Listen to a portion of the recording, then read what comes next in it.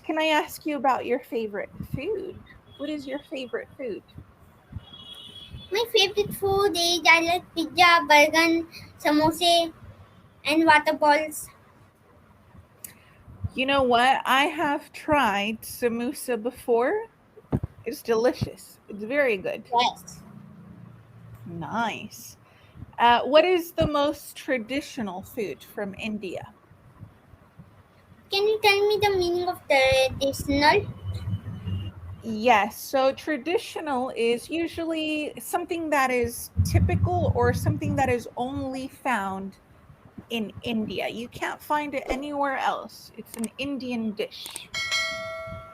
Uh, these some dishes are like samosa. Samosa is also a most popular dish, and water balls and dosa, dosa and idli, Chusa? What dosa. is chusa? What is that? It is a South Indian dish. Okay. But does it have like rice or is it made from vegetables? What does it have? It have vegetable. Okay. It seems healthy. It seems Yes, like a healthy meal.